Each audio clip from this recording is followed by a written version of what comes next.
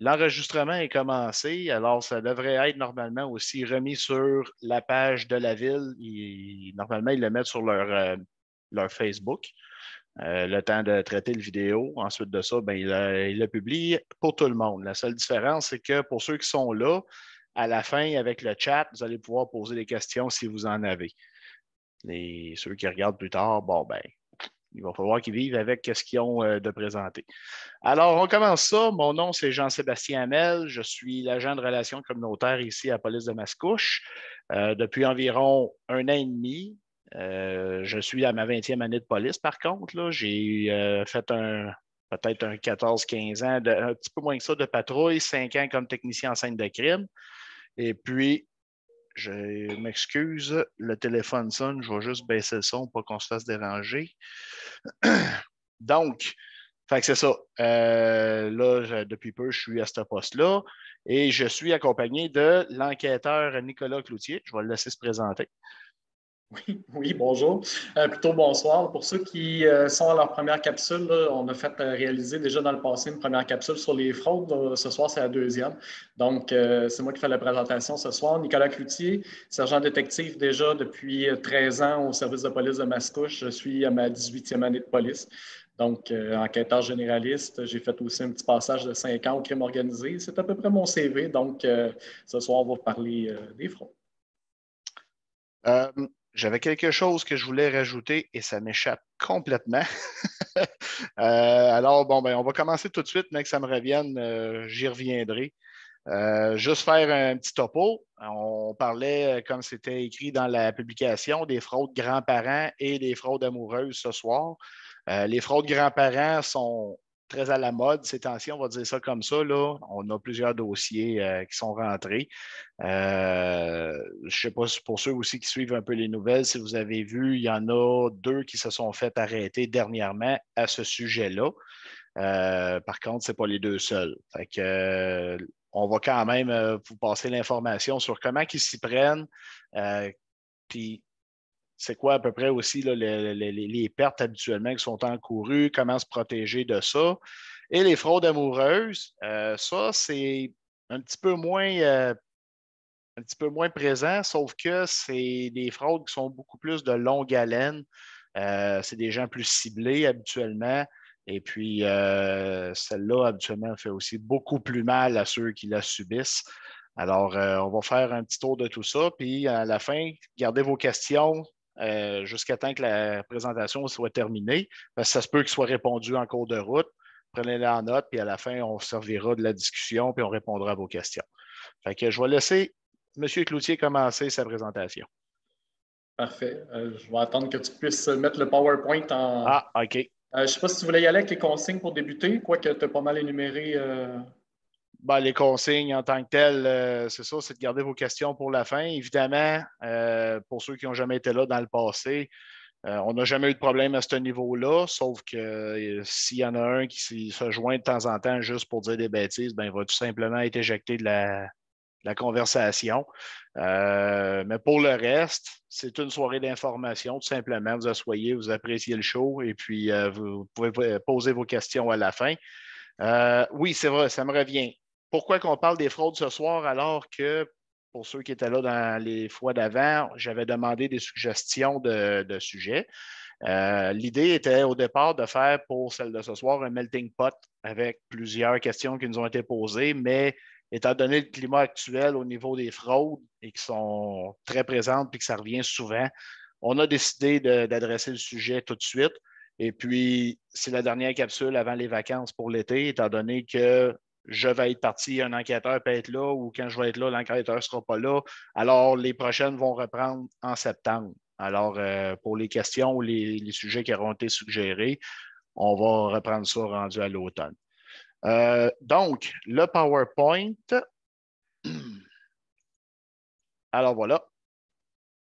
Comme on disait, est-ce qu'il est affiché? Nick, tu le vois? Oui, je le vois bien. Parfait. Bon. Donc, la fraude grand-parent, fraude de l'amour, comme on avait stipulé au début. Alors, voici la première page. Je te laisse aller. Parfait. Donc, pour expliquer en gros la fraude de grands-parents, là, ça porte bien son nom d'ailleurs, c'est un individu qui personnifie un membre de la famille proche de la victime. Ça peut être un petit enfant, un membre de la famille éloigné, ou tout simplement la personne va personnifier un avocat ou quelqu'un des forces policières, un policier, un enquêteur, peu importe, système de justice, afin d'obtenir l'argent rapidement. L'argent servira à payer la caution du membre de la famille présentement en détention. Donc, qu'est-ce qui arrive, c'est qu'on va avoir un fraudeur qui, lui, va jouer avec l'urgence de la situation, puis il va jouer aussi avec la gentillesse, la mobilité ou tout simplement la générosité de sa victime. Habituellement, la façon de procéder de ces gens-là, c'est qu'ils vont utiliser un bottin de téléphone, tout simplement. Vont rechercher les noms, vont utiliser des noms comme qui peuvent être plus anciens, ça peut être Alphonse, ça peut être Rose, ça peut être Marie-Ange. Et à partir de là, eux vont déjà avoir possiblement au Canada 411 ou sur un autre engin de recherche une adresse pour pouvoir rejoindre cette personne-là. Et là, vont tenter une approche. Premièrement, ils peuvent faire aussi des recherches sur des plateformes comme Facebook pour retracer un membre de la famille afin de le personnifier. Donc, ces gens-là, la façon que ça fonctionne, ça commence avec un appel. La personne va se présenter. Ça se peut qu'ils disent tout simplement que c'est ton petit-fils qui te parle, c'est ta petite-fille qui te parle. Et là, il est dans le trou. Il a eu un problème avec la police, il s'est fait arrêter. La raison peut être sur plusieurs fronts. Là. Des fois, on va parler d'un ticket. Des fois, ça va être une arrestation pour de la drogue. Des fois, ça va être à l'aéroport, de la drogue dans ses bagages. Ça peut être qu'il est impliqué dans un accident. Tous les motifs sont bons. Mais où ce qu'on en vient, c'est que cette personne-là va dire qu'elle est présentement en détention, dans un poste de police, dans une prison, et qu'elle a besoin de l'argent pour sortir de prison. Donc, une première chose que vous devez savoir, c'est que les forces policières vont exiger de l'argent auprès des gens dans des cas vraiment précis. Par exemple, si vous faites un voyage aux États-Unis ou que vous allez en Ontario, que vous faites intercepter par la police pour un constat d'infraction, il y a des chances effectivement que le policier sur place vous demande de l'argent. On s'entend, ça va être le policier en personne qui va vous demander l'argent. On ne passera jamais par un coup de téléphone là, pour avoir de l'argent à distance. Ce n'est pas comme ça qu'on fonctionne. Donc, ces gens-là vont utiliser un peu ce principe-là. Donc, l'urgence, l'avocat ou les forces policières vont exiger pour payer la caution. Et là, on parle d'un montant qui est de plusieurs milliers de dollars. Donc, on va même suggérer, bien souvent, de placer l'argent dans une enveloppe et qu'il va y avoir soit un agent de police, soit un avocat, soit quelqu'un, un ami, va passer à la résidence pour récupérer l'argent pour aller le donner aux policiers. Vous devez savoir que si, et seulement si, ça arrive au niveau pénal ou judiciaire, que quelqu'un de votre famille se ferait arrêter, Les policiers n'exigent jamais d'argent sans donner un reçu au poste de police en personne. Donc, ce n'est pas vrai qu'on envoie des policiers, des enquêteurs en civil ou des gens, ce n'est pas quelque chose qui se fait. Donc, c'est la première version, là, on ne fait pas ça. Même chose pour les avocats et la Cour. La Cour va pouvoir permettre à un membre de la famille de donner un dépôt pour libérer quelqu'un qui pourrait être reconnu coupable d'une infraction ou tout simplement qui est suspecté d'avoir commis. Et en échange de la libération, pourrait demander de l'argent. Encore une fois, la personne devra se présenter en personne devant le juge et remettre l'argent au greffier, au greffe. Et là, ça va être enregistré dans le dossier de l'accusé. Mais jamais un avocat va faire le pont entre l'accusé et la famille. Peut-être, oui, pour l'inviter à se présenter à la cour, mais ne ramassera jamais l'argent. Donc, c'est le principe. Les gens, c'est comme ça qu'ils fonctionnent. Donc, ça peut être, comme j'ai dit au début, votre petit enfant ou une imitation de votre petit enfant, ou des fois, il ne se nommera jamais. Peut-être juste un prénom, quelque chose. Donc, c'est important de faire ces vérifications. Puis, on va y revenir plus tard, plutôt sur la prochaine slide de PowerPoint, peut-être, Jean-Sébastien. Quand on reçoit un appel comme ça, que ce soit un membre de la famille, que ce soit un policier, un juge, peu importe qui vous appelle, premièrement, est-ce que je connais ou je reconnais l'interlocuteur? C'est important parce que ces gens-là vont utiliser l'urgence. Donc, sur le fait de l'urgence, vous n'y pensez pas trop. Il me semble que oui, j'ai un petit-fils que c'est son nom ou que ça ressemble à ça. Il s'est peut-être nommé vite, je ne le sais pas. Prenez le temps. L'urgence, là, on parle d'une urgence. Les policiers ne vous brusqueront pas pour une question de minutes. Donc, premièrement, est-ce que je connais ou reconnais l'interlocuteur? Deuxièmement, les informations qu'il connaît sont-elles accessibles facilement? Encore là, on revient à ce que j'avais dit. Est-ce que mon nom est affiché quelque part dans un bottin? Est-ce que mon adresse est disponible? Donc, à ce moment-là, s'ils ont mon bottin, ils ont mon numéro, ils ont mon nom, mon prénom, mon nom de famille. S'ils m'appellent juste Madame un tel ou Monsieur un tel, ils n'ont pas mon prénom, ça me semble louche quand on parle d'un petit enfant. Là. Un petit enfant va connaître le prénom de son grand-parent là, à la base. Donc, c'est des informations qu'on doit demander. Encore une fois, je vais revenir sur des conseils qui sont plus généraux, là, mais le nom qui apparaît ou le numéro qui va apparaître sur votre afficheur, là, vous ne pouvez pas vous fier à ça parce qu'il existe des logiciels, il existe des façons de faire pour détourner. Donc, ce qui est important, c'est de ne pas jamais se fier à ça. Donc, si vous recevez un appel, c'est marqué police de Mascouche, un sergent détective qui a de l'air bien sympathique, qui vous appelle et qui demande de l'argent pour libérer quelqu'un, faites l'inverse. Parfait, c'est bon, merveilleux. On raccroche, on rappelle le service de police de Mascouche parce que le numéro est facilement, avec quelques recherches, on est capable de le retrouver. On appelle, est-ce qu'il y a vraiment un enquêteur? Pouvez-vous me le passer au téléphone? Et à partir de là, on va vérifier premièrement l'identité. Mais encore là, je vous l'ai dit, les policiers, on ne fait pas ça. Donc, troisièmement plutôt, pourquoi un service de police ou un avocat enverrait un courrier récupérer de l'argent? Là, je ne veux pas insinuer qu'on est lâche ou quoi que ce soit. Seulement, on offre beaucoup de services, mais les services de courrier en matière d'argent, on ne fait pas ça. Pourquoi? Parce qu'on se rend responsable d'une somme d'argent qui ne nous appartient pas. Comme je l'ai dit plus tôt, la personne qui va se présenter volontairement au poste de police, qui fait l'objet d'un mandat percepteur, par exemple, qui veut être libéré suite à l'émission de son mandat, va se présenter au poste de police, il va remettre l'argent au policier, le policier va lui émettre un reçu avec le montant. Et dans les cas où c'est qu'il n'y aurait pas l'argent payé, ce n'est pas compliqué, on va émettre une date de cours ou on va faire une entente de paiement avec le percepteur dans les semaines qui suivent. Il n'y a jamais d'urgence immédiate. Donc, même chose, un avocat. Un avocat, il a beau représenter son client. Par contre, ce n'est pas lui qui fait le dépôt d'argent. Il ne fera jamais de dépôt d'argent auprès de la cour. C'est le greffe qui récupère l'argent et le greffier se trouve au palais de justice. Donc, c'est cette personne-là qui doit récupérer l'argent et elle seule. Il n'y a rien qui dit que l'avocat va être digne de confiance et qu'il ne le mettra pas dans ses poches. On ne peut pas le savoir. Donc, c'est important de faire affaire directement avec le greffe ou directement en personne avec les policiers. Jamais. Et comme je disais en 4, les services de police ou de tribunal exigeant une caution demandera toujours à la personne de se présenter elle-même. Donc, pas de représentant, pas de courrier, pas d'enquêteur, pas de police, il n'y a personne qui le fasse. Donc, ça résume en gros la faute de grands-parents et comme je disais tantôt, c'est plusieurs milliers de dollars, donc c'est des fraudes qui arrivent. Puis lorsque ça arrive, il y en a plusieurs dans la même journée, dans la même région. Donc, il y a beaucoup de gens qui se font avoir. Ça l'entraîne des fois des arrestations, des fois pas. Mais c'est des réseaux qui sont très bien organisés, très bien structurés. Ils savent comment faire et ça répète le même de région en région et ça se promène partout au Québec comme ça. Il faut être vigilant. On passe à la prochaine. Ben oui. Donc maintenant, si ça arrive, ben, que faire? Premièrement, on ne panique pas. Deuxièmement, je vais laisser Jean-Sébastien enchaîner avec des mesures de protection, des mesures de prévention. OK. Alors, on va y aller avec avant que ça vous arrive. Déjà, en partant, dernièrement, on a produit des documents qui sont censés être affichés dans toutes les institutions financières de Mascouche. À tout le moins, je suis allé leur porter en main propre. J'ai parlé avec la direction de chacune des institutions et c'était des documents de la ville qui sont censés coller sur le comptoir pour vous informer c'est quoi une fraude grands-parents si jamais vous êtes dans le doute de ce que vous avez demandé puis que vous allez retirer de l'argent au comptoir. Il y en a des indices. Et il y a eu aussi des feuilles explicatives beaucoup plus précises pour la direction qui puisse informer tous leurs employés, qui puissent être alertes à ce niveau-là. Alors, comme on en a parlé un petit peu, évidemment, ce qui revient dans à peu près tous les cas de fraude, c'est la notion d'urgence. C'est urgent. J'ai 5 minutes pour ramasser 5 000 $ pour sortir d'ici.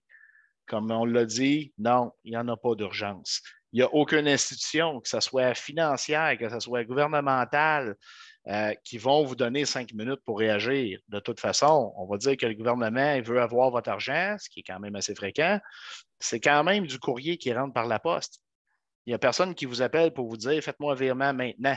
Alors, la même affaire s'applique au niveau des policiers ou de la cour s'il y a un dépôt ou une somme d'argent à remettre pour une caution, par exemple. Fait que ça, soyez alerte là-dessus. Si c'est urgent, il y a beaucoup de chances que ça ne soit pas vrai. Ensuite de ça, si jamais ça vous arrive, parce que personne n'est à l'abri, ils peuvent être convaincants, parfois ils ont déjà vos informations. Personnellement, je m'étais fait voler ma ligne téléphonique parce que j'étais dans ceux qui se sont fait voler les informations chez Desjardins. Alors, il y avait mes infos. Ça se peut qu'il y ait les vôtres aussi qui vous contactent puis qu'ils vous donnent des informations que normalement un inconnu ne connaîtrait pas. Mais ils ont des façons parfois avec des vols d'identité qu'ils ont. Ils connaissent votre nom, connaissent votre adresse, ils peuvent avoir votre numéro de téléphone, votre date de naissance. Ils peuvent être très convaincants. Alors, comme il a dit tantôt, quand il y a un appel, c'est parfait, c'est quoi vos coordonnées? Je vous rappelle. C'est sûr qu'ils ne vous donneront pas le numéro de téléphone pour que vous puissiez les retrouver, là. Ils vont vous dire qu'ils appellent du poste de police. Vous raccrochez, vous faites vos recherches, comme il a dit, vous appelez au poste de police. Et probablement que le répartiteur ou la répartitrice qui va vous répondre, ils ne comprendront même pas que c'est de quoi vous parlez parce que ça ne viendra pas de chez nous. Fait que c'est déjà un autre indice que c'est des fraudeurs. Passez à autre chose, mais informez le Centre antifraude du Canada. Il y a un site web qu'ils ont fait qui est rempli d'informations. Il y a un onglet pour à peu près chaque type de fraude qui existe, puis les informations s'entrecroisent aussi parce que parfois, une fraude et une autre vont avoir des points communs. Alors, les deux vont se retrouver dans la même catégorie. C'est une mine d'or d'informations. Et vous avez des numéros de téléphone pour les appeler, pour soit aller chercher de l'information ou soit faire un signalement. Si jamais vous avez perdu de l'argent, vous êtes fait frauder et les fraudeurs ont réussi, la première des choses, vous appelez votre institution financière. Vous faites geler vos avoirs le plus rapidement possible.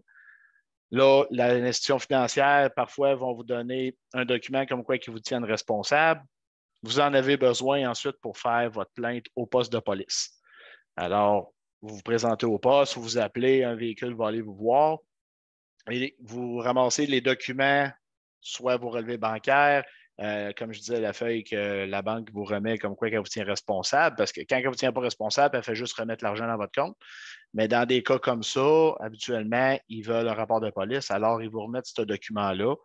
Et avec tous les documents, là, vous pouvez ouvrir votre plainte.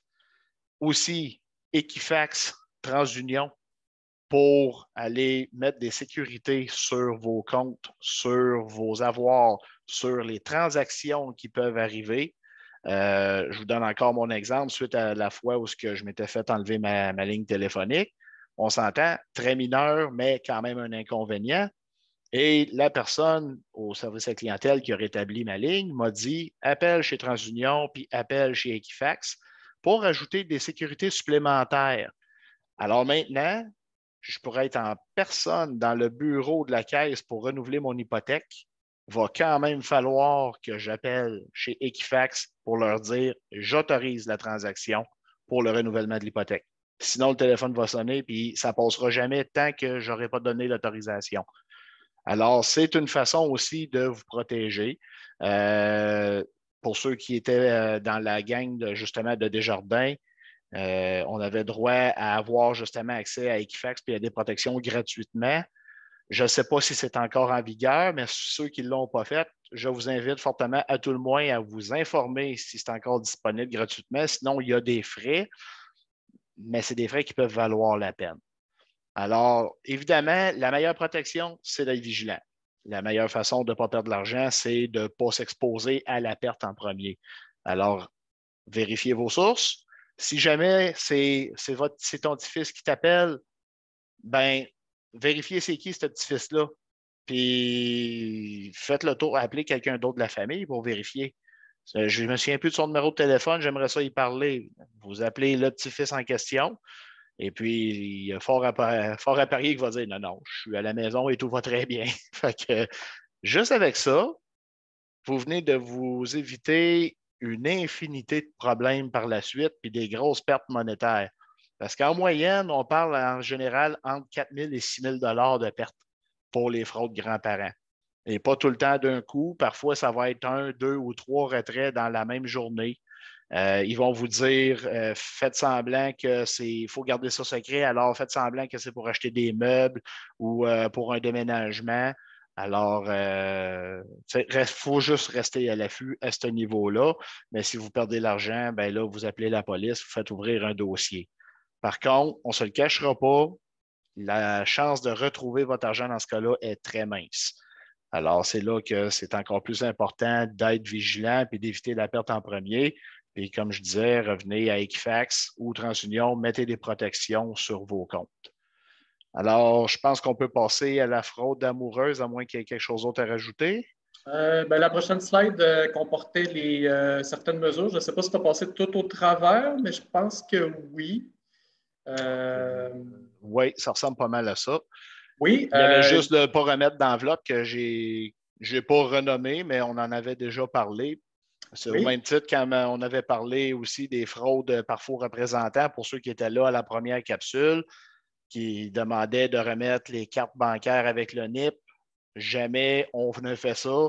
Même chose, ne mettez pas de l'argent dans une enveloppe pour remettre à quelqu'un qui se fait passer pour un avocat ou un policier ou peu importe la personne en autorité.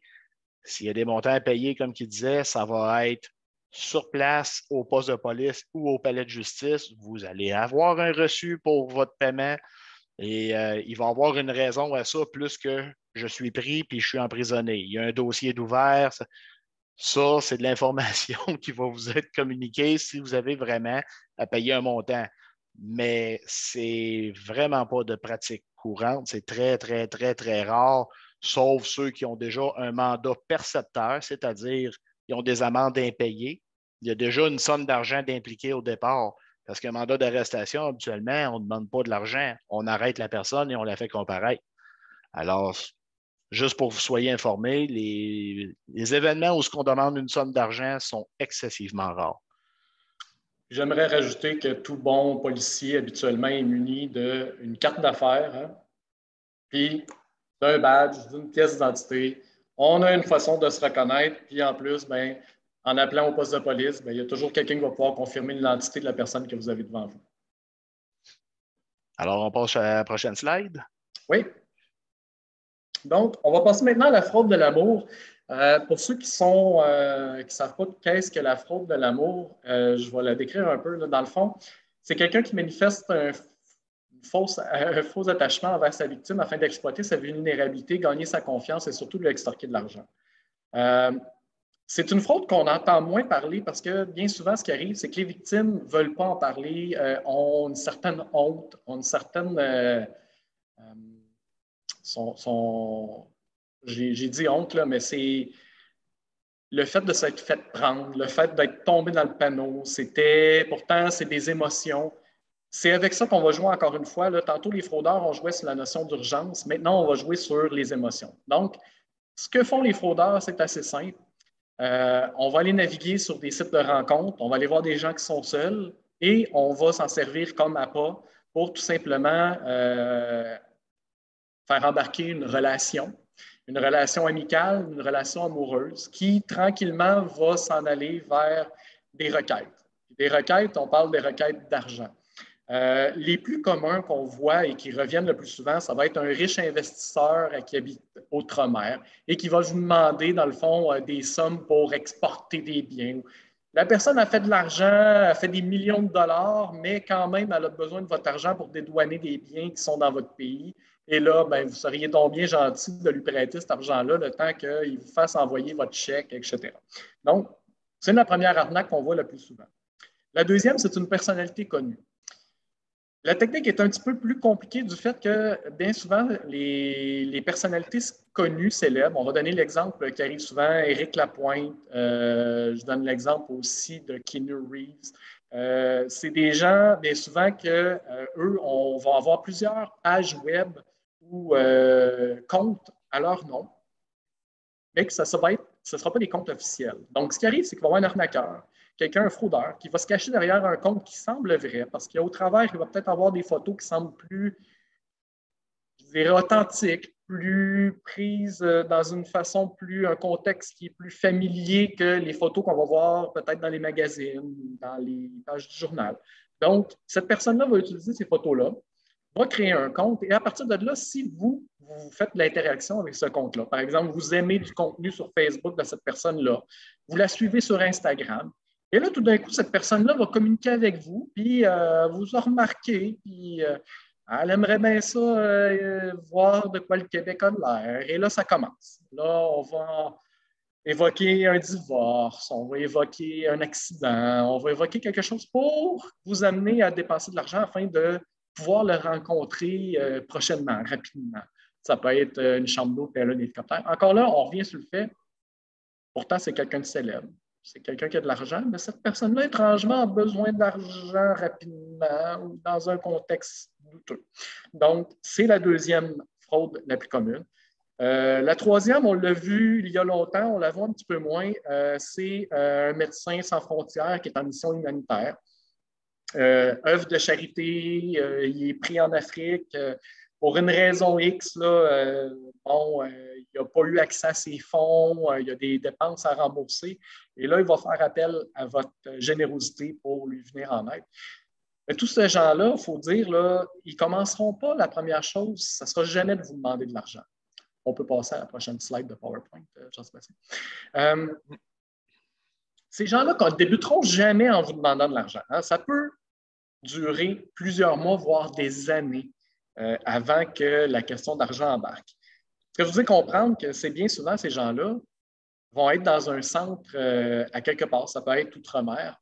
Il existe des endroits où c'est que plusieurs ordinateurs branchés sur plusieurs comptes en même temps derrière la même personne, et la même personne peut à la fois être en train de discuter avec 20 personnes en même temps. Donc, ces 20 personnes-là sont des cibles pour lui et tranquillement va tout amener ces mêmes gens-là, tous des gens qui ne se connaissent pas entre eux, mais pourtant font toute affaire avec le même individu. Et là, va tenter d'extorquer les gens. Donc, on s'entend, ce ne sera dans aucun cas où ce que vous allez être capable de voir ces gens-là sur une vidéo live, vous parler.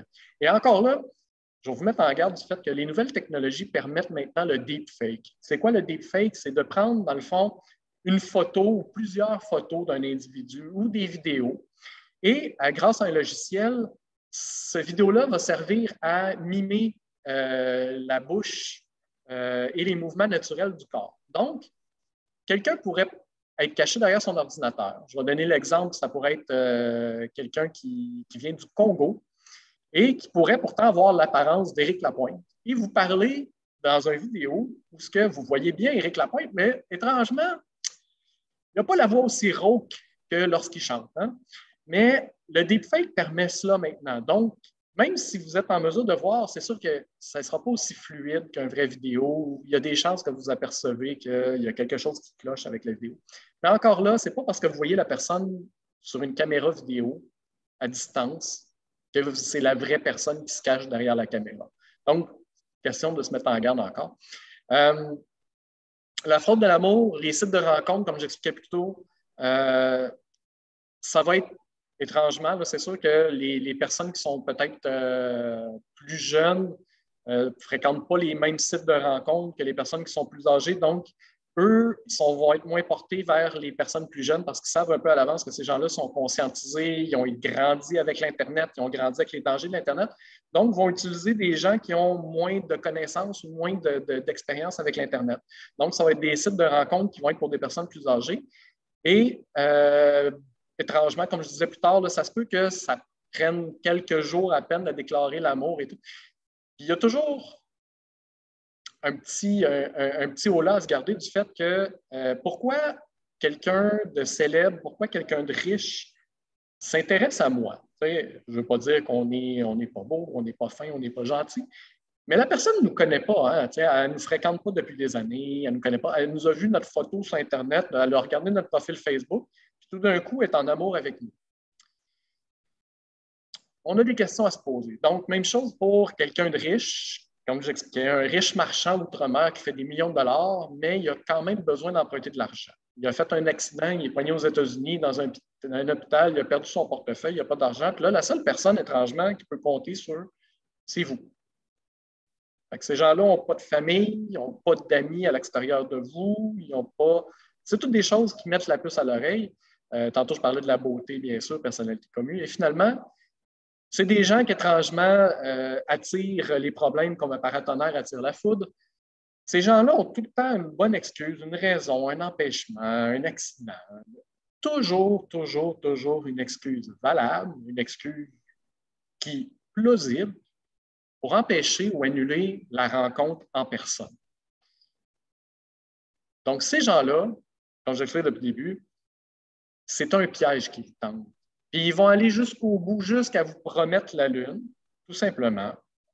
Promettre une rencontre, promettre un voyage autour du monde. Ils vont tout vous promettre, ils vont tout faire pour une somme d'argent.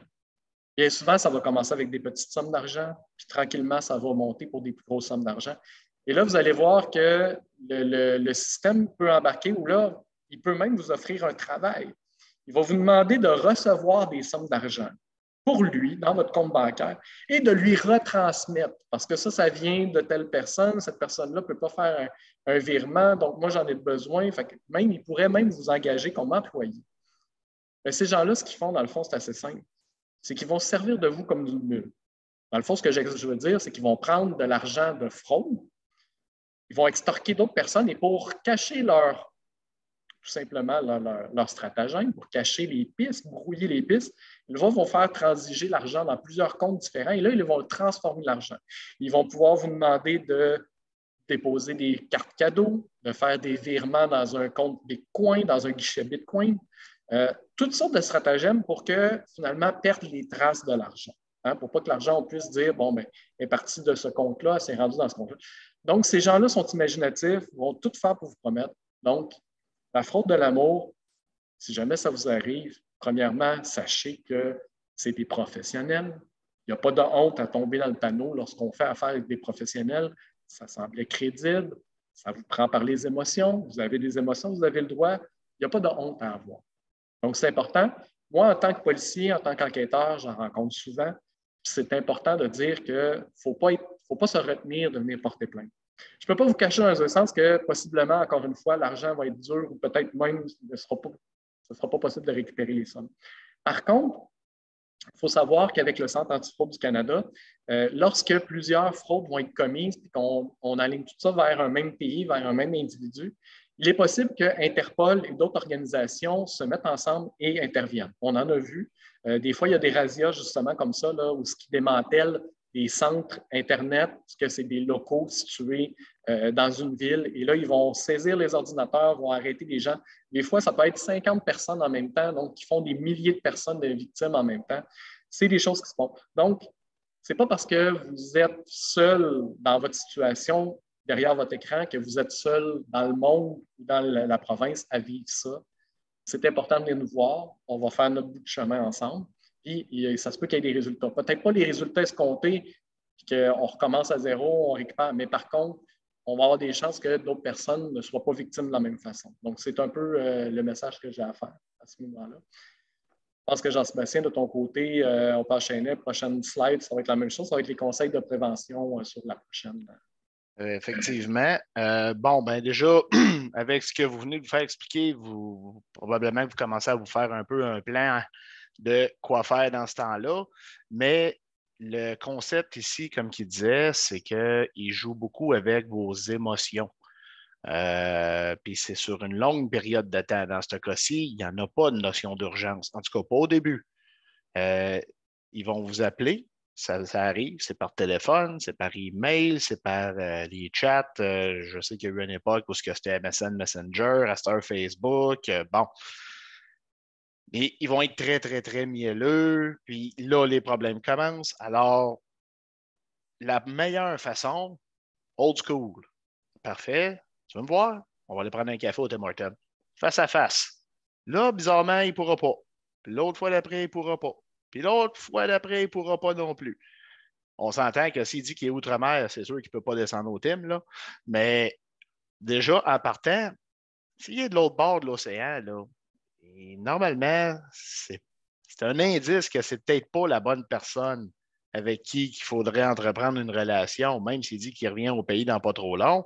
Ben justement, attendez qu'il revienne au pays. Vous allez vous rendre compte qu'il ne reviendra pas parce que cette personne-là n'existe pas. Mais tu sais, une fois qu'on est dedans, c'est très, très, très difficile d'en sortir. On a une intervenante sociale aussi parfois qui vient nous aider parce qu'on en a eu des cas où ce que j'ai assisté.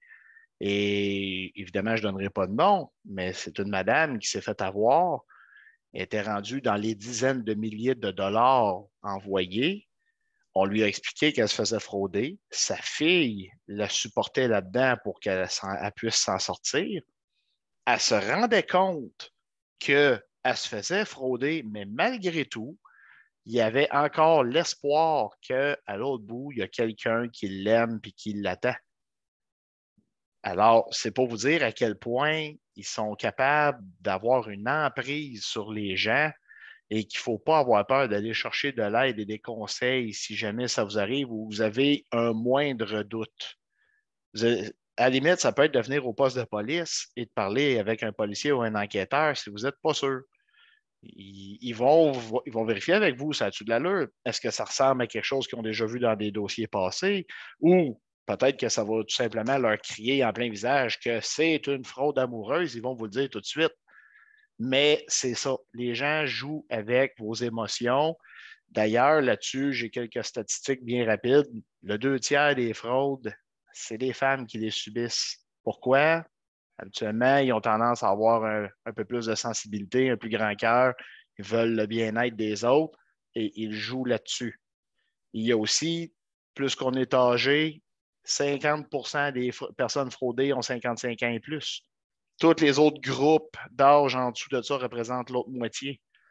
Puis il y a aussi le fait pourquoi on vise des aînés par rapport à un jeune de 18 ans, par exemple. Oui, ils ont grandi avec Internet, ils ont grandi avec les réseaux sociaux, mais habituellement, à 18 ans, on n'a pas autant d'argent de côté non plus qu'une personne de 55-60 ans.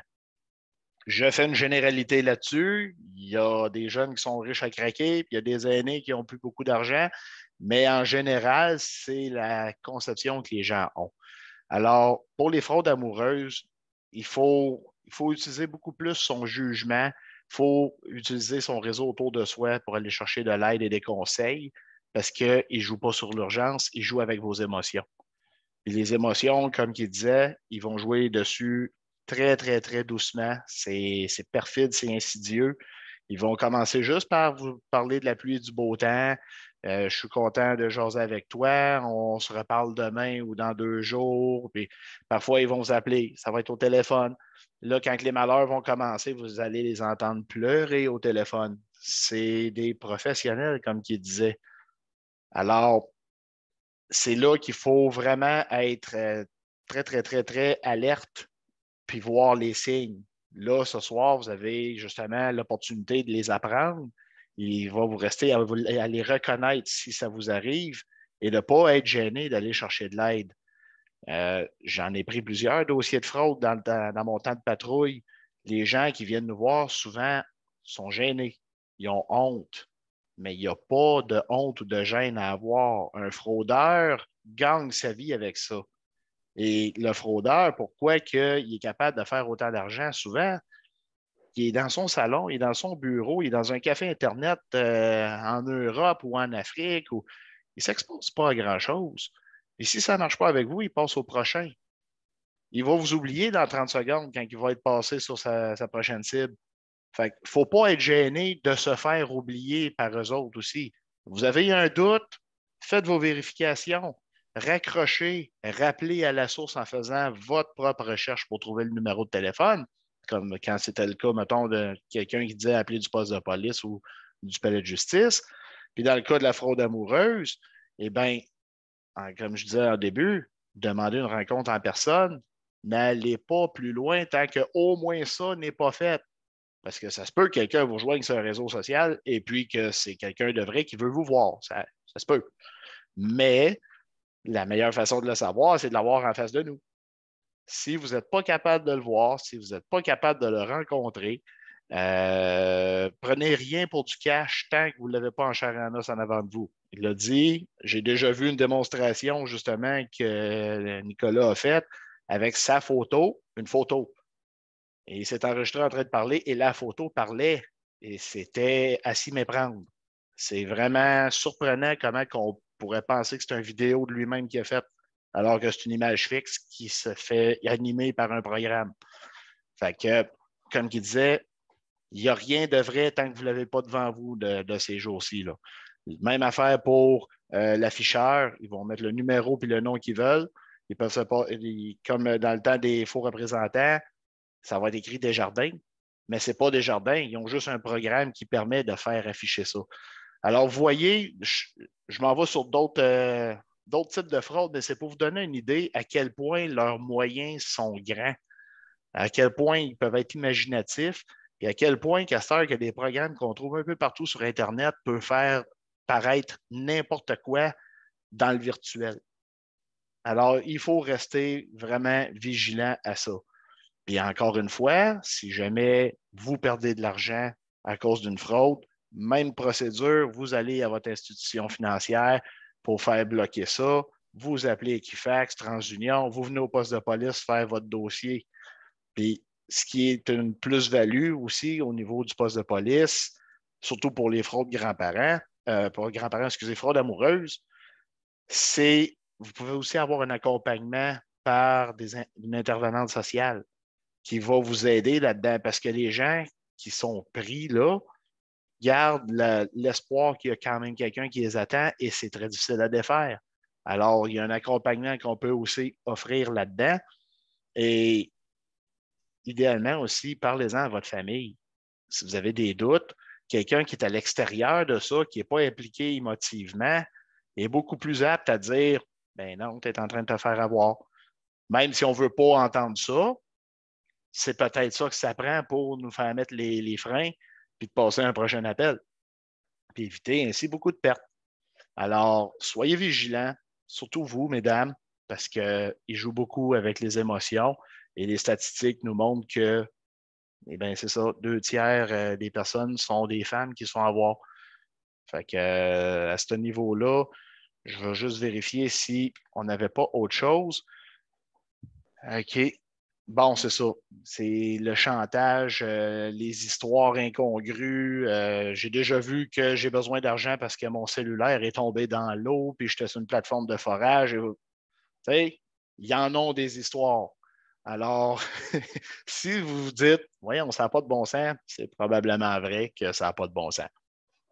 Fait que, comme on disait, là, on le voit au point 4, là, la gêne et la honte ne devraient pas être un obstacle. Oui, on l'a quand même, mais il ne faut pas être gêné, surtout pas venir voir un policier avec ça. Inquiétez-vous pas, on en voit de toutes les sortes. Il n'y a pas grand-chose qui va nous gêner, nous. Là. Fait que le seul obstacle, c'est vous qui vous le mettez vous-même. Passez par-dessus. Faites-vous accompagner s'il vous. Allez chercher quelqu'un de confiance, que ce soit quelqu'un de la famille, un ami. Il vous accompagnera pour venir au poste de police si ça arrive. Puis ensuite de ça, cette personne-là pourra aussi être une ressource pour vous supporter, pour vous sortir de ça par la suite. Je ne sais pas si, Nicolas, tu veux rajouter quelque chose là-dessus. Oui, ben j'ajouterais, le point 1 est assez important du fait que les vidéos et les photos compromettantes, si vous établissez une relation à distance avec quelqu'un que vous ne connaissez pas, parce que vous ne l'avez jamais rencontré, qu'il est nouveau, il est outre-mer, ou peu importe la raison, fait en sorte, soyez vigilants. La pire chose que les gens peuvent faire, c'est bien souvent, c'est d'envoyer des vidéos, des photos ou des images des parties de notre corps. Parce qu'après ça, un coup que c'est envoyé, il n'y a plus de retenue. On ne peut plus retenir ces images-là, on ne peut plus retenir cette vidéo-là. Ils font partie de l'Internet. Et là, on a le beau jeu de les diffuser à votre liste de contacts, à vos amis, à votre famille. Et là, c'est un party pour eux parce qu'ils vous tiennent. Ils vous tiennent vraiment. J'ai un conseil pour les gens qui voudraient transmettre des photos, des vidéos de parties de leur corps qui sont personnelles. La notion qu'on enseigne aux gens, c'est si vous voulez le faire parce que vous voulez l'excitation, peu importe, faites-le, mais n'incluez pas votre visage. N'incluez pas quelque chose qui pourrait faire en sorte de vous identifier facilement. Si vous avez un tatouage sur une fesse, peut-être que ce n'est pas toute votre famille qui le sait. Fait que si vous en recevez, si ils décident d'envoyer des photos aux membres de votre famille, il n'y a rien qui dit que cette photo-là est de vous. Donc, si vous tenez absolument à le faire, évitez d'avoir quelque chose, d'avoir votre visage, surtout votre visage, sur ces photos, ces vidéos. Ce qui va faire en sorte que ça devient plus anonyme lorsque c'est envoyé. Ça ne veut pas dire parce que la personne vous envoie des vidéos, des photos d'elle, parce qu'on voit son corps, que c'est nécessairement la personne, encore une fois, avec qui vous faites affaire. Ça peut être des photos qui ont été extorquées justement d'une autre victime qui va vous être envoyée en disant ben, c'est moi, mais finalement, ce n'est pas elle, c'est une autre victime.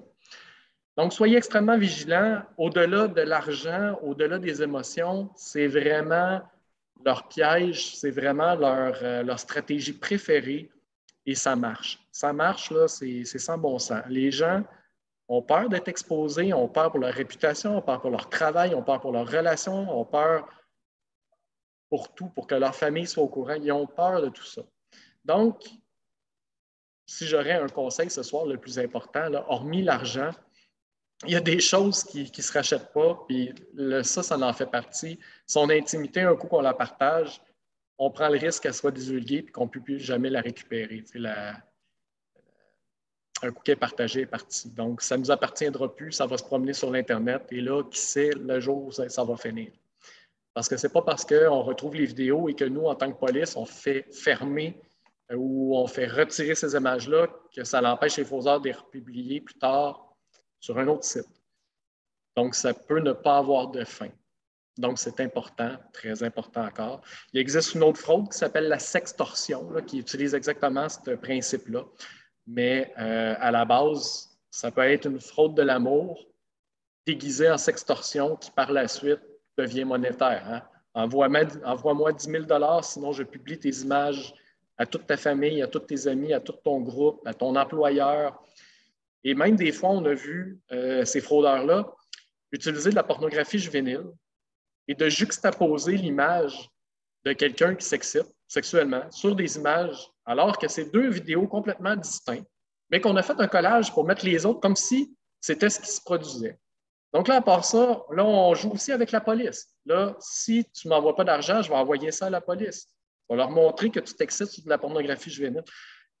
Donc, soyez vigilants. Faites attention. C'est vraiment bête, c'est vraiment simple d'envoyer une image ou une vidéo, mais les conséquences peuvent être très graves. Donc, le point 1, là, je tenais absolument à enchérir là-dessus. Donc, c'est quelque chose qui est très important. Dans le fond, un truc pour savoir si c'est une bonne idée de le faire ou pas, tout simplement, quand on envoie quelque chose sur Internet, est-ce que vous iriez cogner chez votre voisin pour lui montrer ça? Parce que si vous le mettez sur Internet, ça devient aussi public.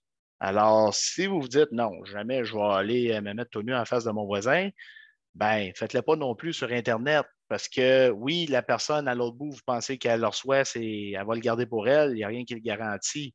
On le voit beaucoup au niveau des adolescents, d'ailleurs, les partages d'images. Une fois qu'il y en a une qui est envoyée, elle peut être copiée à l'infini. Alors, comme il a dit, elle ne vous appartient plus. Alors, faites juste vous poser la question, je montrerai tout ça à mon voisinage? Non, gardez-le pour vous, tout simplement. Je vais juste vérifier. On est rendu à la période de questions. Fait que je vais sortir de. Ah oui, OK. Avant les questions, si vous avez des questions pour quelque chose de précis, que vous avez une plainte à faire ou que vous avez juste besoin d'informations, vous avez les informations du poste de police ici. Le numéro général que vous voyez là, c'est la répartition qui va vous répondre. Dépendant de votre situation, ils vont vous rediriger vers la bonne personne. Sinon, le email qui est même chose un peu, mais par écrit, qui va être redirigé aussi, que ce soit vers un enquêteur, un patrouilleur, à moi, au communautaire. Si ça touche les jeunes, ça va être l'agente Dominique Robert qui s'occupe de la jeunesse. Vous passez par ça et vous allez tomber dans la boîte de la personne concernée. Ou ben, vous avez notre adresse à côté de l'aréna, tout simplement, si vous avez besoin de venir nous voir en personne. Alors, je vais juste enlever le partage d'écran. J'ose espérer que c'est le bon piton. Alors voilà. On va être rendu à la période de questions. S'il y en a qui ont des questions pour nous, vous pouvez les inscrire dans la boîte de discussion. Sinon, normalement, on était censé terminer à 20 heures. On va répondre le temps qu'on a des questions. Puis s'il n'y en a pas, ben, on va tout simplement conclure le tout. Je vais vous laisser le temps d'écrire un petit peu si vous en avez. Et étant donné qu'on a le nombre de participants, il n'y a pas de problème non plus. Si vous voulez lever la main sur votre application en utilisant le bouton réaction en bas, vous pouvez lever la main. On peut réactiver votre micro aussi si vous en avez un pour prendre votre question de façon verbale. C'est peut-être moins long que de l'écrire aussi, là. Oui, effectivement, là, j'avais une bonne vingtaine d'inscriptions ce soir, puis finalement, il y en a juste 3 qui sont venus. Alors, si vous voulez y aller de façon verbale, on peut y aller comme ça aussi, là.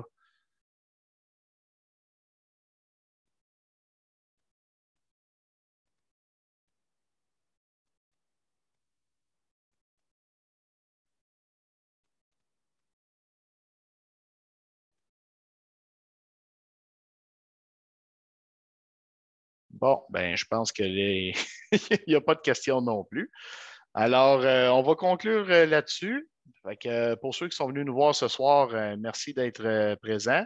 Et puis, pour ceux qui regardent la rediffusion, eh bien, comme on a dit, si vous avez des situations là, que vous n'êtes pas sûr ou que vous avez du questionnement, il ne faut pas se gêner pour appeler au poste de police pour demander de l'information ou faire une plainte si vous avez été victime de quelque chose.